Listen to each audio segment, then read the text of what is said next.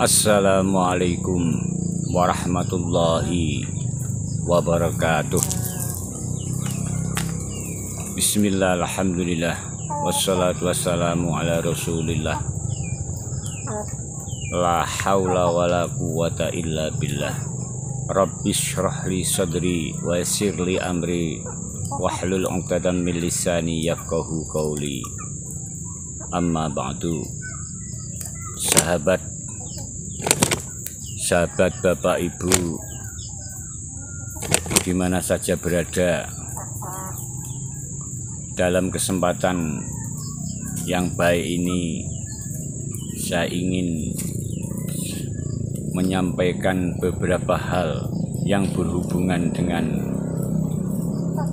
perbuatan ucapan kita sehari-hari, sehingga apa yang kita ucapkan dan apa yang sering kita lakukan akan berdampak kepada keluarga, kepada anak-anak, dan kepada anak turun kita semuanya. Sebelum dilanjut, Mbah Kaji ingin menyampaikan terima kasih kepada sahabat Bapak Ibu yang selalu mengikuti channel Mbah Kaji Ali. Semoga bermanfaat dan memberi pendidikan kepada semuanya, terutama diri pribadi sendiri Mbah Kaji Ali dan keluarga, dan Bapak Ibu semuanya. Semoga diselamatkan, diberi ketentraman, diberi mawaddah warahmah, dan diberi keturunan yang soleh solehah. Amin amin amin. Bapak Ibu sahabat di mana saja berada, dalam kesempatan ini Mbah Kaji ingin bercerita banyak tentang kata ucapan-ucapan yang sering dilakukan oleh orang tua,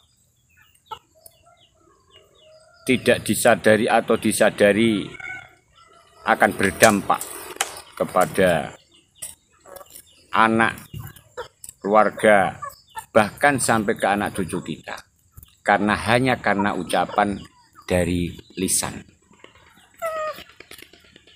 Ada pepatah yang mengatakan bahwa ucapan lebih tajam dari silat atau lebih tajam dari pedang.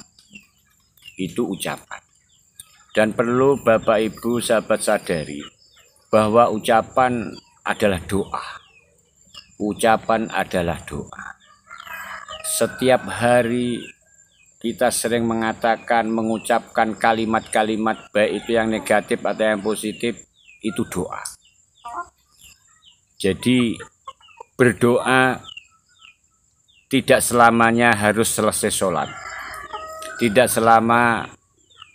selamanya dalam waktu-waktu tertentu, akan tapi setiap saat, setiap hari, Bapak Ibu harus menyadari bahwa ucapan yang sering diucapkan oleh Bapak atau sering diucapkan oleh Ibu atau siapa saja, itu akan berdampak, baik itu ucapannya negatif atau positif, akan berdampak kepada keluarga dan anak turun. Na'udzubillahi min dzalik, apabila dampak itu negatif. Sudah dijelaskan dari hadis qudsi dari Rasulullah SAW, Allah Subhanahu wa Ta'ala pun sudah mengatakan, bersabda bahwa apa yang dipersangkakan oleh hambaku adalah perwujudan dari doa ana indandoni abdibi. Jadi prasangka hamba negatif atau positif itu akan berdampak. Mari kita merenung sebentar, mengoreksi diri kita masing-masing. sebelum kita melihat apa yang dilakukan oleh teman-teman, sahabat dan semuanya, kita teliti mengapa hari ini seperti ini, mengapa anak keluarga seperti ini. Ditelusur, dikoreksi ke belakang. Pernahkah kami mengucapkan kata-kata yang tidak benar, mengucapkan kalimat-kalimat yang jelek, mengucapkan kalimat-kalimat yang kotor?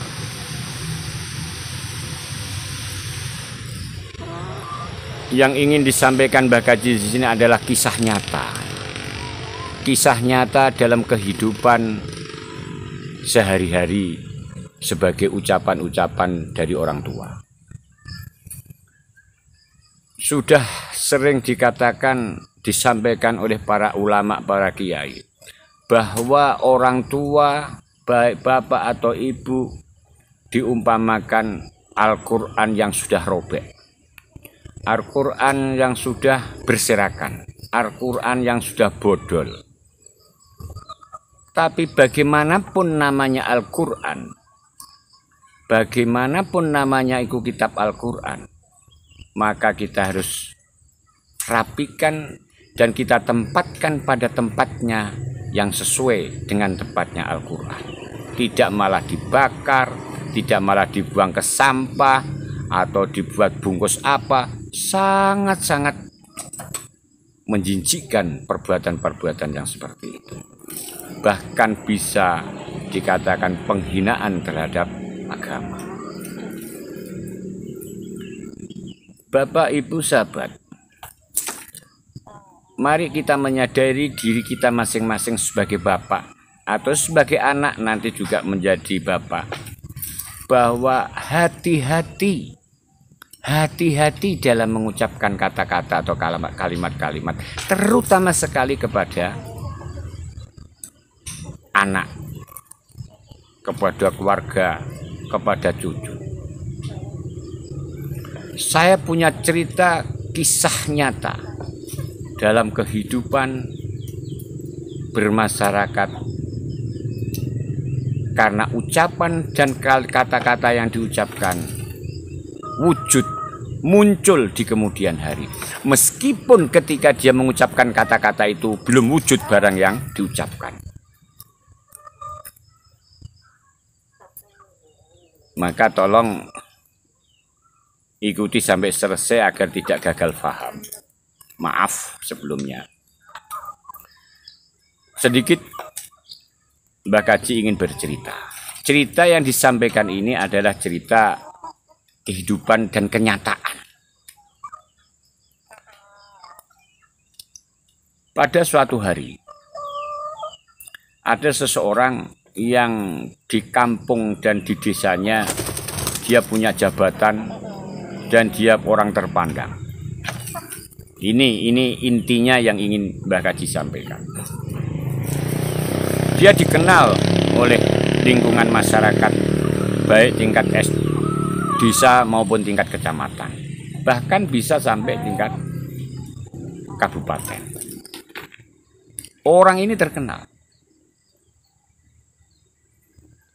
Suatu hari dia sering bercerita dengan teman akrabnya. Cerita ini didapat dari istri saya, dan kebetulan adik istri saya ini temannya yang ini akan disampaikan nanti. Begini ceritanya, sahabat Bapak Ibu. Orang ini yang terpandang ini sebagai bapak rumah tangga, punya jabatan ketika itu, dan orang dikenal. Dia mempunyai anak semuanya laki-laki. Dia mempunyai anak semuanya laki-laki. 4 apa 5. Dia sering bercerita kepada teman. Begini ceritanya. Saya tidak dikasih anak perempuan. Mbok saya dikasih anak perempuan meskipun ini, mbok ya saya dikasih anak perempuan meskipun nanti jadi lonte.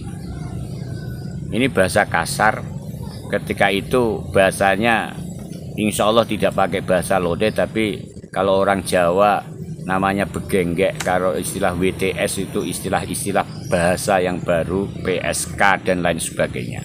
Tapi intinya bahwa dia mengatakan karena anaknya semuanya laki-laki, dia mengharapkan meskipun jadi lonte saya minta dikasih anak perempuan. Dia tidak menyadari akibat kalimat yang diucapkan.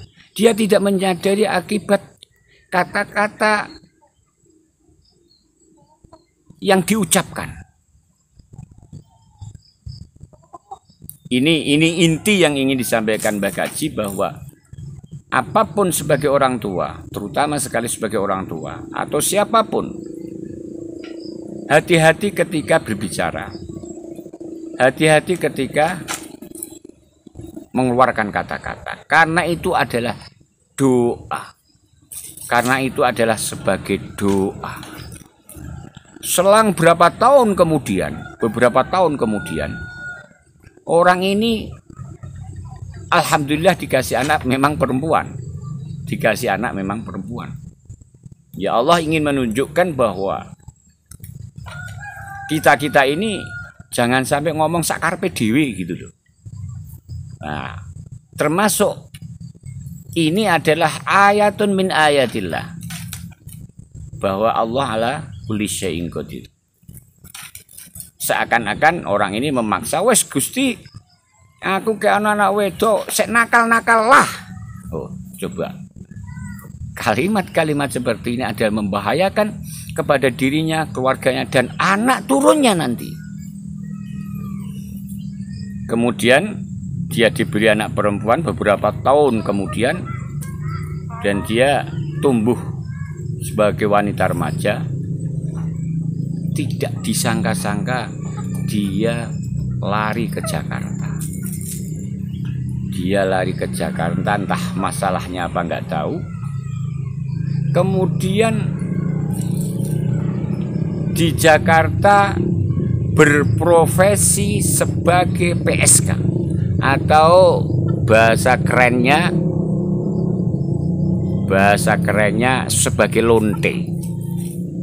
Zaman itu, ketika itu lonte penghasilannya luar biasa, bahkan sangat menggiurkan lah bagi orang yang imannya tipis. Menggiurkan karena penghasilan lonte ketika itu luar biasa. Jadi kalau sudah ke Jakarta, pulang mobil yang dibawa, padahal waktu itu masih bisa dihitung mobil. Coba bayangkan, siapapun akan tergiur. Akhirnya ucapan kata-kata kalimat yang diucapkan oleh bapaknya tadi benar-benar wujud berapa puluh tahun kemudian, sehingga anaknya berprofesi sebagai lonte.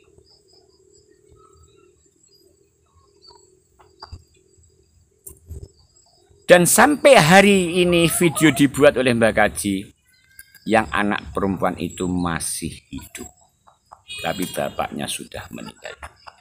Dan bapaknya sudah meninggal dunia, dan semoga diampuni oleh Allah, dan semoga mendapatkan surganya, sehingga dia sebagai orang tua yang berbahagia di akhirat, meskipun dia mengucapkan kalimat kata-kata yang tidak dipikirkan, yang tidak dilihat efek dari ucapannya itu.